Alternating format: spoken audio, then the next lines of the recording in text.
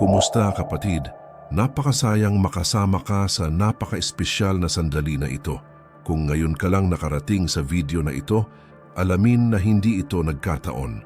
Inihanda ng Diyos ang pulong na ito sa pagitan natin dahil gusto niyang magsalita ng isang bagay na mahalaga sa iyong puso. Dito sa channel, makikita mo ang kapayapaan, pag-asa at tunay na koneksyon sa Ama. Ngayon tayo ay mananalangin ng sama-sama at ang panalangin ito ay maaaring magbukas ng mga pinto na sarado sa iyong buhay, pinansyal. Huminga ng malalim, pakalmahin ang iyong puso at maghanda sa pagtanggap. Kapatid, gusto kong magsimula sa pamamagitan ng pagtatanong sa iyo ng isang taus-pusong tanong. Kailan ka huling nakadama ng tunay na kapayapaan kapag iniisip ang iyong pinansyal na hinaharap? Kailan ka huling natulog ng mahimbing nang walang ganoong bigat sa iyong dibdib, nang walang palaging pag-aalala tungkol sa kung paano ka magbabayad ng mga bayarin sa susunod na buwan? Baka pagod ka na. Pagod na sa paggawa ng napakahirap at nakikita ang napakaliit na resulta. Pagod na sa pagbigkas ng mga dasal na tila hindi naririnig.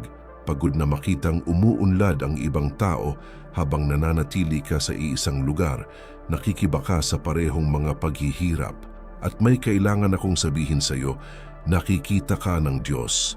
Nakikita niya ang bawat luha mo sa katahimikan. Alam niyang gabi-gabi kang nagpupuyat, nag-aalala, naghahanap ng solusyon. Alam niya kung gaano ka nahirapan, kung gaano mo sinubukang gawin ang mga bagay sa ibang paraan. Ngunit ngayon ay maaaring iba dahil ang dasal na sabay nating dasalin ay hindi ordinaryong dasal. Ito ay isang panalangin na umaantig sa puso ng Diyos, na nagpapakilos sa langit, na nagbubukas ng mga pintong nakakandado. Ito ay isang panalangin na naglalabas ng banal na probisyon sa iyong buhay pinansyal. Alam mo ba kung bakit maraming tao ang nagdarasal at hindi nakikita ang mga resulta? Hindi dahil hindi nakikinig ang Diyos. Hindi dahil sa wala kang sapat na pananampalataya. Ito ay dahil maraming beses tayong nagdarasal nang hindi inihahanda ang ating mga puso, nang hindi iniayon ang ating isipan sa kalooban ng Ama, nang hindi nauunawaan na ang kaunlaran ay nagsisimula sa loob. Nais ng Diyos na umunlad ka. Ngunit nais niyang maunawaan mo na ang kaunlaran ay hindi lamang pera sa bangko. Ito ay kapayapaan sa iyong puso. Ito ay karunungan upang gumawa ng mga desisyon. Ito ay kaunawaan upang malaman kung ano ang gagawin sa kung ano ang iyong natatanggap. Ito ay pagkabukas palad upang pagpalain ang iba. Ito ay pasasalamat sa lahat ng mayroon ka. At kapag nananalangin ka ng may ganitong pangunawa, kapag hinanap mo ang Diyos, hindi lamang para sa kung ano ang kaya niyang ibigay sa iyo, ngunit para sa kung sino siya, nagbabago ang lahat. Nagsisimulang bumukas ang mga pinto, nagsisimulang lumitaw ang mga pagkakataon, nagsisimulang dumaloy ang probisyon sa mga paraang hindi mo naisip. Alam ko na marahil ay nanalangin ka na ng maraming beses. Humingi ka na sa Diyos ng tulong pinansyal ng hindi mabilang na beses at marahil ay nagsisimula kang mag-alinlangan kung talagang sasagot siya. Ngunit inaanyayahan ko kayo ngayon na manalangin muli. Sa pagkakataong ito lamang na may panibagong puso, may panibagong pananampalataya, may panibagong pag-asa dahil hindi ka binitawan ng Diyos. At ngayon gusto niyang ipakita sa iyo iyon sa praktikal na paraan sa iyong buhay. Kapatid, bago tayo magpatuloy, gusto kong may gawin kang importante sa akin. Pumunta sa mga komento ngayon at sumulat ng tumatanggap ako ng banal na probisyon tungkol sa aking pananalapi.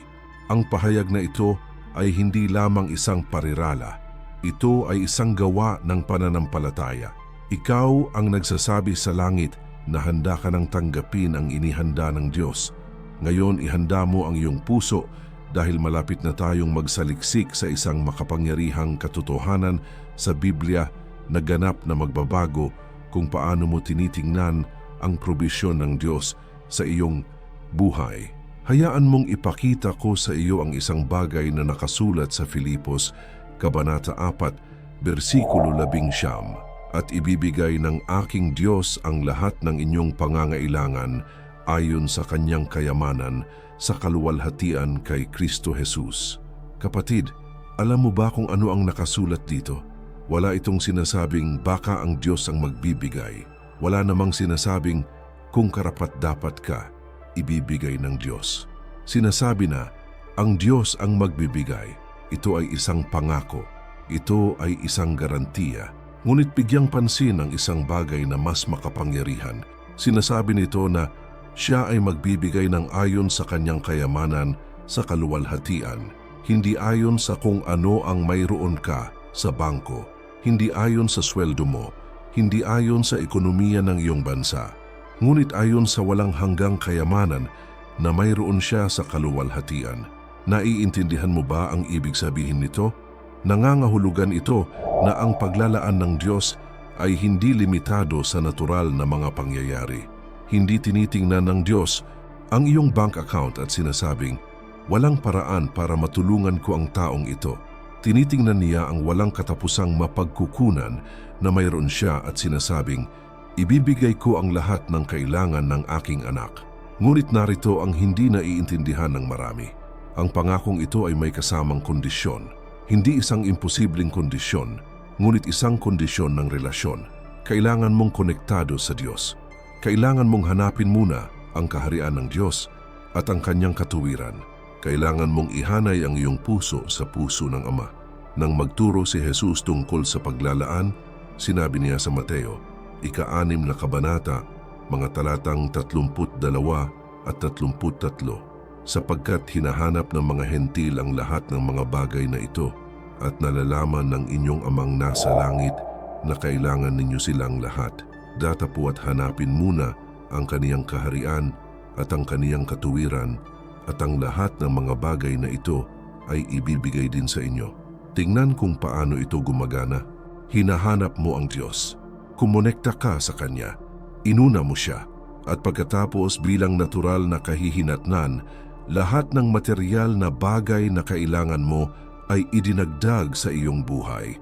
Ang problema ay maraming tao ang nabaligtad ang order na ito.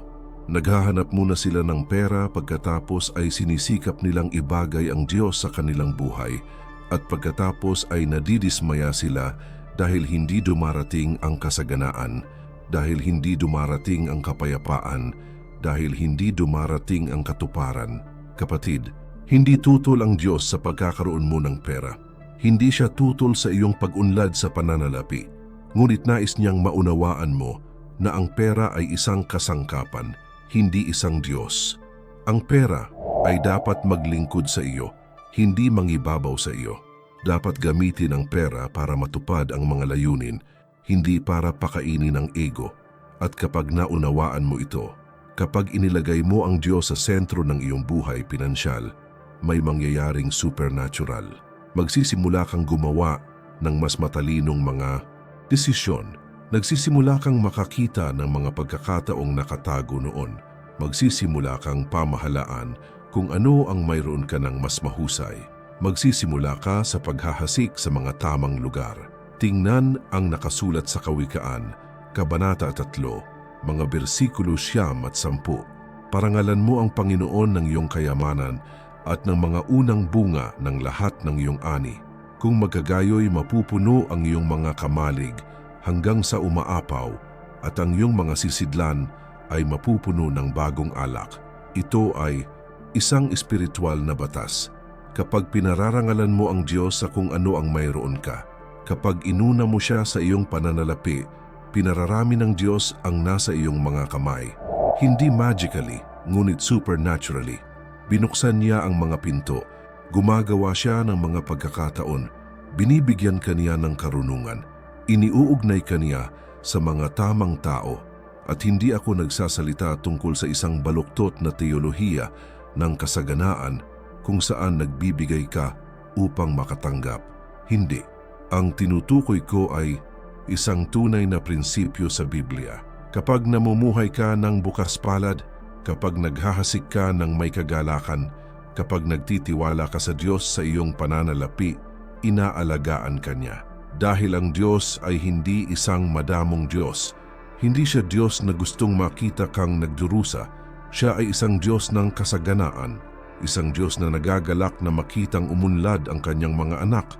Isang Diyos na nalulugod sa kasaganaan ng kanyang mga lingkod, gaya ng nakasulat sa Awit 35, versikulo 27. Kapatid, kung ang mensaheng ito ay umaantig sa iyong puso ngayon, kung sa tingin mo ay kinakausap ka ng Diyos sa pamamagitan ng mensaheng ito, mangyaring i-like ang video na ito. Ito ay hindi lamang isang pag-click. Isa itong paraan para sabihin mong, natanggap ko ang mensaheng ito at may halaga ito para sa akin. At mag-subscribe sa channel at i-activate ang notification bell dahil ito ay isang puwang kung saan patuloy kang makakatanggap ng mga aral na magbabago sa iyong espiritual at pinansyal na buhay. Kami ay isang komunidad ng pananampalataya at ikaw ay malugod na tinatanggap dito. Ngayong naunawaan mo na ang makapangyarihang mga prinsipyong ito ng salita, oras na para tayo ay manalangin ng sama-sama. Ngunit bago tayo magsimulang manalangin, kailangan kong ipaliwanag ang isang mahalagang bagay tungkol sa kapangyarihan ng panalangin at kung paano ito tunay na gumagana sa buhay ng isang mananampalataya. Kapatid, alam mo ba kung ano ang dasal? Maraming tao ang nag-iisip na ang panalangin ay sandali lamang kapag nakikipag-usap ka sa Diyos at humihingi ng mga bagay-bagay. Ngunit ang panalangin ay higit pa riyan. Ang panalangin ay lapit sa Ama. Ang panalangin ay pagkakahanay sa banal na kalooban. Ang panalangin ay ang sandali kung kailan magkakaugnay ang langit at lupa sa pamamagitan ng iyong puso. Kapag nagdadasal ka, hindi lang salita ang binibitawan mo. Binubuksan mo ang isang espiritual na channel. Nagpahayag ka ng pananampalataya. Ina-activate mo ang mga pangako. Inililipat mo ang hindi nakikitang mundo na namamahala sa nakikitang mundo. Ang sabi ng Biblia sa Santiago, Kabanata 5, versikulo 16, ang panalangin ng taong matuwid ay makapangyarihan at mabisa. Nakikita mo ba, hindi lamang anumang panalangin ang may kapangyarihan. Ito ay ang panalangin na nagmumula sa isang matuwid na puso, isang pusong nakahanay sa Diyos, isang puso na naghahanap ng kalooban ng Ama. At narito ang isang katotohanan na magpapalaya sa iyo. Hindi inaasahan ng Diyos na maging perpekto ka para manalangin. Ine-expect niya na sincere ka. Hindi niya hinihingi na nasa iyo ang lahat ng sagot. Hinihiling niya na magkaroon ka ng pananampalataya. Kapag lumuhod ka sa harapan ng Diyos, kapag binuksan mo ang iyong puso ng walang maskara, kapag ipinakita mo ang iyong mga pangangailangan ng may pagpapakumbaba, may nangyayari sa espiritual na mundo. Naantig ang mga anghel, binuksan ang mga pinto, inihanda ang mga landas, inilabas ang probisyon. Ngunit binago ka rin ng panalangin dahil kapag nananalangin ka, hindi mo binabago ang Diyos. Magbago ka sa sarili mo. I-renew mo ang iyong isip, palakasin mo ang iyong pananampalataya, iniayon mo ang iyong mga iniisip sa mga iniisip ng Ama. At sa pagkakahanay na ito magsisimula ang tunay na kaunlaran. Maraming tao ang nananalangin para sa pera, ngunit ayaw baguhin ang kanilang pag-iisip tungkol sa pera. Nananalangin sila para sa mga pagkakataon, ngunit ayaw kumilos kapag may pagkakataon.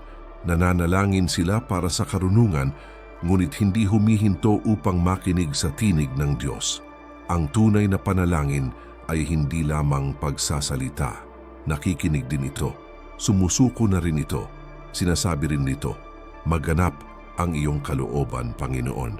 Dahil minsan may mas mabuting inihanda ang Diyos para sa iyo kaysa sa hinihiling mo. Itinuro ni Jesus sa Mateo, Kabanata 7, mga talatang 7 at 8. Humingi kayo at kayo'y bibigyan. Humanap kayo at kayo'y makakatagpo. Kumatok kayo at ang pinto ay bubuksan sa inyo. Sapagkat ang bawat humihingi ay tumatanggap. Ito ay isang pangako. Ngunit pansinin na nangangailangan ito ng aksyon. Kailangan mong magtanong, kailangan mong maghanap, kailangan mong kumatok. Ang panalangin ay hindi pagiging pasibo. Ang panalangin ay pananampalataya sa gawa.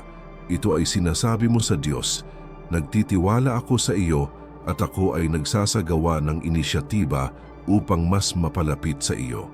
At kapag ginawa mo iyon, kapag nananalangin ka ng may tunay na pananampalataya, kapag binuksan mo ang iyong puso ng walang pag-aalinlangan, ang Diyos ay sumasagot. Baka hindi sa paraang inaasahan mo, baka hindi sa oras na gusto mo, ngunit sumasagot siya dahil siya ay isang mapagmahal na ama na nagmamalasakit sa bawat detalye ng buhay ng kanyang mga anak. Ngayon aking kaibigan, nais kong maghanda ka, sabay tayong magdarasal, at hindi ito magiging ordinaryong panalangin. Ito ay magiging isang makapangyarihang panalangin, puno ng pananampalataya, puno ng espiritual na awtoridad, puno ng pagtitiwala sa Diyos na kayang gawin ang lahat ng bagay. Maghanap ng tahimik na lugar. Kung kaya mo, ipikit mo ang iyong mga mata. Ilagay ang iyong kamay sa iyong dibdib. Pakiramdam ang tibok ng iyong puso at huminga ng malalim. Dahil ngayon, sama-sama tayong pumunta sa harap ng trono ng grasya.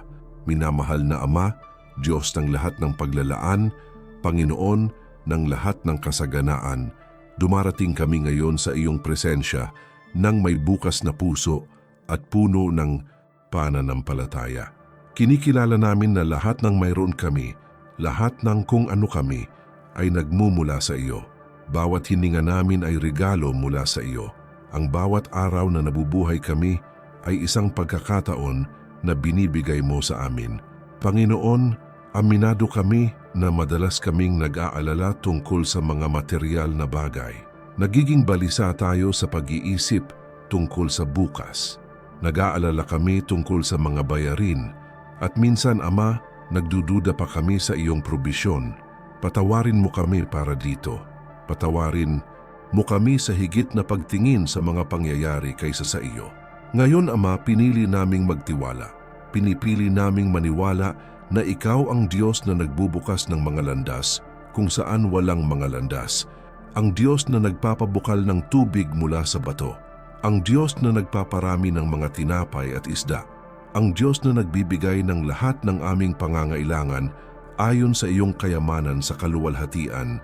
Panginoon, hinihiling namin sa iyo, buksan mo ang mga pintuan sa pananalapi na sarado sa aming mga buhay. Alisin ang mga bara na pumipigil sa iyong pag-agos. Wasakin ang lahat ng kaisipang kakapusan na nananatili pa rin sa loob natin. Hatiin ang bawat ikot ng kahirapan na nagmumula sa mga nakaraang henerasyon. Ama, ipinapahayag namin na hindi kami alipin ng mga pangyayari. Tayo ay mga anak ng kataas-taasang Diyos at nangako ka na aalagaan mo kami gaya ng pag-aalaga mo sa mga liryo, sa parang at sa mga ibon sa himpapawid.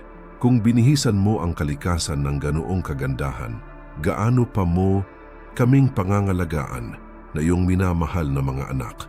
Panginoon, bigyan mo kami ng karunungan dahil alam natin na ang kaunlaran ay hindi lamang nagmumula sa pagtatrabaho ng husto, kundi sa pagtatrabaho ng may katalinuhan. Turuan mo kaming pangasiwaan ng mabuti ang mayroon na kami.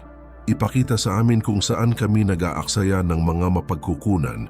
Ipakita ang mga pagkakataong hindi nakikita ng ating natural na mga mata. Ama, dalisayin mo ang aming mga hangarin. Ayaw nating umunlad para magpakitang gilas. Ayaw naming mag-ipon ng pera. Nais nating mamuhay ng may dignidad ang mga mapagkukunan, mapangalagaan ang ating mga pamilya, maging instrumento ng pagpapala sa buhay ng iba. Nais naming umunlad upang luwalhatiin ang iyong pangalan. Panginoon, alisin mo sa aming lahat ang pagmamahal sa pera, sapagkat alam natin na ang pag-ibig sa salapi ang ugat ng lahat ng kasamaan. Ngunit ibigay mo sa amin ang pera na kailangan namin bilang kasangkapan upang matupad ang layunin na inilagay mo sa aming mga puso. Naway maging lingkod natin ang pera, huwag maging Panginoon. Ama, humihingi kami ng trabaho sa iyo. Para sa mga walang trabaho, buksan ang mga pinto ng pagkakataon. Para sa mga nasa trabahong hindi pinahahalagahan ang kanilang trabaho, maghanda ng mas mahusay. Para sa mga may negosyo, magpadala ng mga kliyente, magpadala ng mga pakikipagsosyo, magpadala ng paglago. Panginoon, paramihin mo ang nasa aming mga kamay. Kung paanong pinarami mo ang langis ng balo, paramihin ang aming mga mapagkukunan. Kung paanong hindi naubos ang harina at langis sa balo sa bahay ni Sarepta, gawin mo ang mayroon kami at magtira pa nga. Ama, nagtitiwala kami sa iyong supernatural na probisyon. Alam namin na hindi kayo nalilimitahan ng mga likas na batas. Ikaw ang Diyos na gumagawa ng imposible. Ikaw ang Diyos na nakakagulat. Ikaw ang Diyos na gumagawa ng higit pa sa hinihiling o iniisip namin. Panginoon, turuan mo kaming maging mapagbigay dahil alam natin na kung gaano tayo nagbibigay, natatanggap natin. Turuan mo kaming maghasik ng may kagalakan. Turuan mo kaming tumulong sa mga nangangailangan dahil ipinangako mo na ang sino mang nagbibigay sa mahihirap ay nagpapahiram sa iyo at babayaran mo sila ng tubo. Ama, pagalingin mo ang mga pinansyal na sugat ng nakaraan. Pagalingin ang sakit ng naipon na utang. Pagalingin ang kahihiyan na hindi makapagbigay para sa pamilya. Pagalingin ang trauma ng mga pagkalugi sa pananalapi. Pagalingin ang takot na hindi magkaroon ng sapat at ilagay sa loob namin ang isang bagong pag-asa, isang bagong pangitain, isang bagong pananampalataya. Panginoon, ipinapahayag namin ang kasaganaan sa aming buhay. Hindi makasariling kaunlaran, ngunit kaunlaran na may layunin, kaunlaran na nagpaparangal sa iyo, kaunlaran na nagpapala sa iba, kaunlaran na nagdudulot ng kapayapaan sa ating mga puso. At ngayon, Ama, na may pusong puno ng pasasalamat, nagpapasalamat kami sa iyo dahil alam naming narinig mo na ang panalangin ito. Alam namin na umaarte ka na. Alam namin na ang sagot ay nasa daan na dahil tapat ka, magaling ka, at hindi mo binigo ang mga nagtitiwala sa iyo. Sa pangalan ni Jesus, kami ay nananalangin at nanampalataya. Amen. At ngayon mga kaibigan, sama-sama nating ipagdasal ang panalangin na itinuro mismo sa atin ni Jesus. Ang panalangin na nag-uugnay sa ating mga puso sa puso ng Ama. Ang panalangin na lumalampas sa mga henerasyon at nananatiling pinakamakapangyarihan sa lahat ng panalangin. Ipagdasal natin ang panalangin ng Panginoon. Ama namin na nasa langit, sambahin ang iyong pangalan. Dumating ang iyong kaharian, mangyari ang iyong kalooban sa lupa gaya ng sa langit.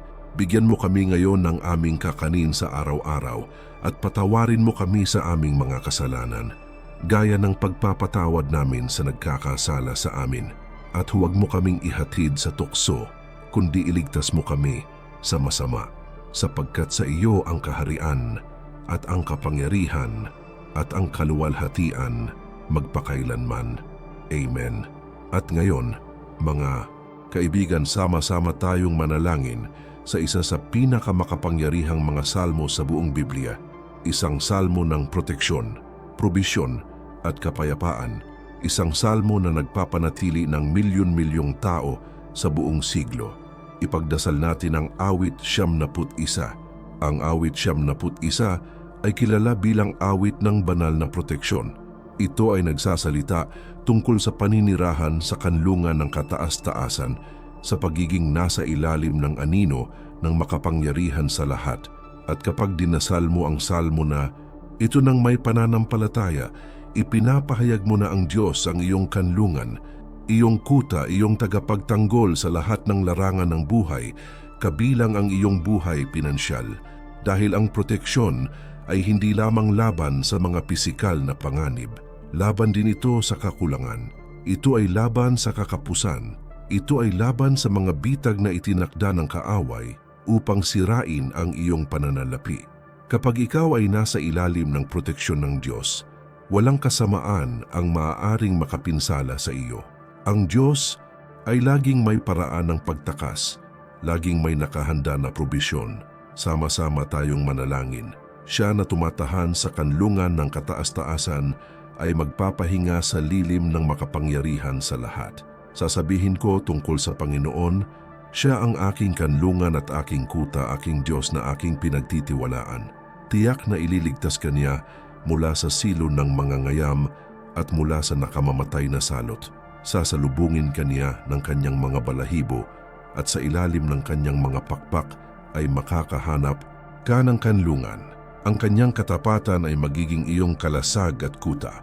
Hindi ka matatakot sa kilabot sa gabi, ni sa palaso na lumilipad sa araw, ni sa salot na tumatama sa kadiliman, ni sa salot na sumisira sa tanghali. Maaring mahulog ang 1,000 sa iyong tabi, 10,000 sa iyong kanang kamay, ngunit hindi ito lalapit sa iyo. Magmamasid ka lamang sa pamamagitan ng iyong mga mata at makikita ang kaparusahan sa masasama, sapagkat ikaw, Panginoon, ang aking kanlungan, ginawa mong tahanan. Ang kataas-taasan, walang kapahamakan na aabot sa iyo. Walang kapahamakan na lalapit sa iyong tolda, sapagkat uutusan niya ang kanyang mga anghel tungkol sa iyo na ingatan ka sa lahat ng iyong mga lakad. Itataas ka nila sa kanilang mga kamay upang hindi mo maiuntog ang iyong paa sa isang bato. Tatapakan mo ang leon at ang ulupong, iyong yuyurakan ang dakilang leon at ang ahas. Dahil mahal niya ako, ililigtas ko siya. Poprotektahan ko siya dahil kinikilala niya ang aking pangalan. Siya'y tatawag sa akin at ako'y sasagot sa kaniya. Sasamahan ko siya sa kagipitan, ililigtas ko siya at pararangalan. Sa mahabang buhay ay bibigyang kasiyahan ko siya at ipapakita sa kanya ang aking kaligtasan. Amen. At ngayon, pagkatapos nating manalangin ng may pananampalataya, pagkatapos nating iharap ang ating mga pangangailangan sa Diyos, dumating na ang oras upang ipahayag. Dahil sinasabi ng Biblia na ang kamatayan at buhay ay nasa kapangyarihan ng dila. Ang idineklara mo ay may kapangyarihan. Ang sinasabi mo tungkol sa iyong sarili, tungkol sa iyong buhay, tungkol sa iyong pananalapi ay may espiritual na autoridad. Kaya't sabay nating ipahayag ang makapangyarihang mga katotohanan tungkol sa ating buhay. Kapatid, alam mo ba kung ano ang sinasabi ng Biblia sa Kawikaan, 18 kabanata, bersikulo 21? Ang kamatayan at buhay ay nasa kapangyarihan ng dila, at ang mga umiibig dito ay kakain ng bunga nito. Nangangahulugan ito na ang mga salitang lumalabas sa iyong bibig ay hindi neutral. Mayroon silang malikhaing kapangyarihan.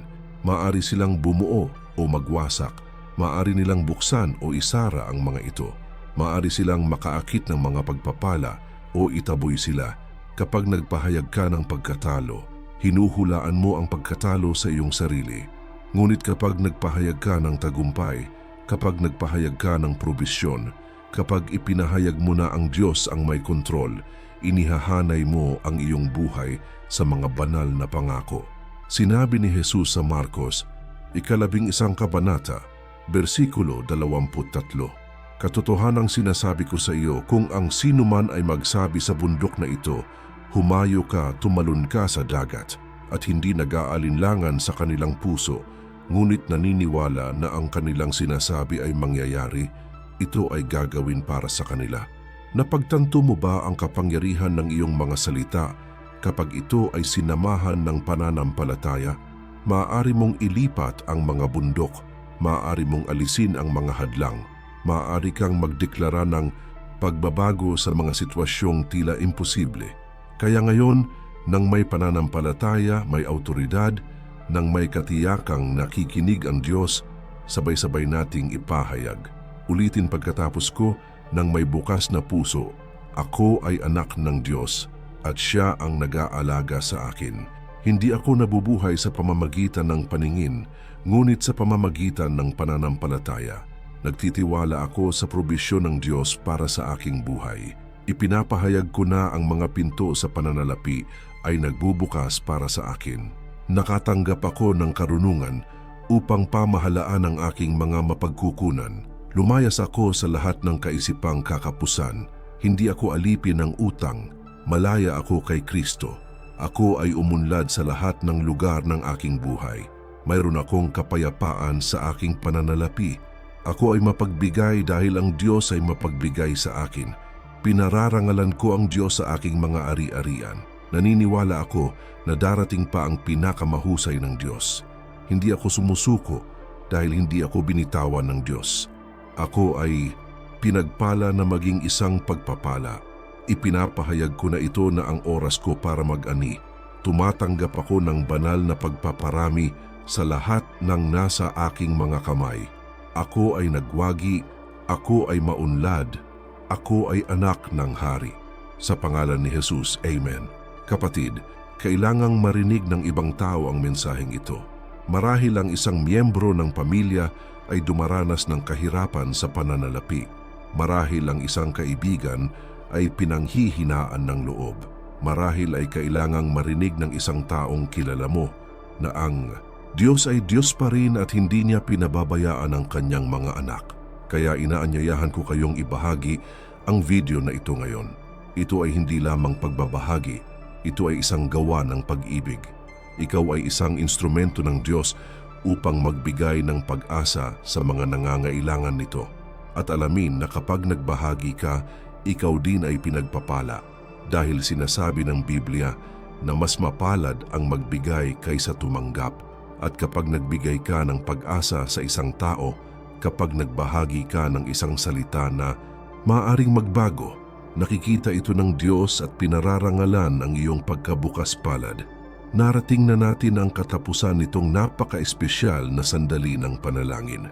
Ngunit gusto kong malaman mo na ang nangyari dito ay hindi nagtatapos kapag natapos ang video. Kung ano ang iyong ipinahayag, kung ano ang iyong ipinagdasal, kung ano ang iyong pinaniniwalaan, ay patuloy na gumagana sa iyong buhay. Narinig ng Diyos ang bawat salita, nakita niya ang bawat luha, naramdaman niya ang katapatan ng iyong puso at umaarte na siya. Marahil ay hindi mo agad makikita ang mga resulta ngunit makatiyak, may nagbago sa espiritual na larangan. Nabuksan na ang mga pinto, ang mga anghel ay ipinadala, inilabas na ang probisyon. Ngayon ang iyong bahagi ay ang patuloy na paniniwala, patuloy na magtiwala, patuloy na kumilos ng matalino dahil ang pananampalataya na walang gawa ay patay. Nanalangin ka ba para sa trabaho? Pagkatapos ay magpadala ng mga resume, maghanap ng mga pagkakataon, maging kwalipikado. Nanalangin ka ba para sa karunungan sa pananalapi? Pagkatapos ay simulan ang pag-aaral tungkol sa pananalapi, ayusin ang iyong mga account, gumawa ng plano. Nanalangin ka ba para sa pagpaparami? Pagkatapos ay maging tapat sa maliliit na bagay, maging bukas palad magtanim ng mga binhi. Ang panalangin ay nagbubukas ng mga pintuan, ngunit dapat kang dumaan sa kanila. Inihahanda ng panalangin ang daan, ngunit dapat mong tahakin ito. Ang panalangin ay nagpapagana sa mga pangako, ngunit dapat mong tanggapin ang mga ito ng may pasasalamat. At laging tandaan, ang kaunlaran ay hindi lamang tungkol sa pagkakaroon ng pera. Ang kaunlaran ay tungkol sa pagkakaroon ng kapayapaan. Ito ay tungkol sa pagkakaroon ng kalusugan.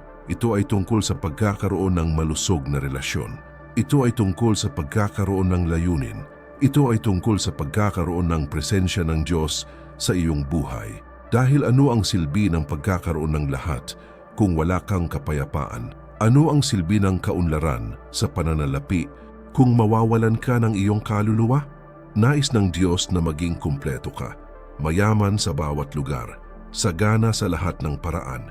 At iyon ay nagsisimula sa pananampalataya, nagpapatuloy sa pagkilos at pinatitibay ng tiyaga. At kung pinagpala ng panalangin ito ang iyong buhay, kung naramdaman mo ang presensya ng Diyos dito, mag-iwan ng like at mag-subscribe sa channel, i-activate ang notification bell dahil ito ay isang puwang kung saan patuloy kang makakatanggap ng mga aral na magpapatibay sa iyong pananampalataya at magbabago sa iyong pinansyal at espiritual na buhay. At may iba pang gustong ipakita sa iyo ang Diyos ngayon. Ang isa pang makapangyarihang video ay lumalabas sa screen, isa pang mensahe na maaaring umakma sa iyong natanggap dito. Hindi nagkataon na lumalabas ang video na ito para sa iyo ngayon. Ito ang pagpapatuloy ng iyong espiritual na paglalakbay. Mag-click dito at magpatuloy sa pagtanggap ng mga katotohanang magdadala sa iyo sa isang bagong antas ng pananampalataya at kaunlaran. God bless you, kapatid. Hanggang sa susunod na video.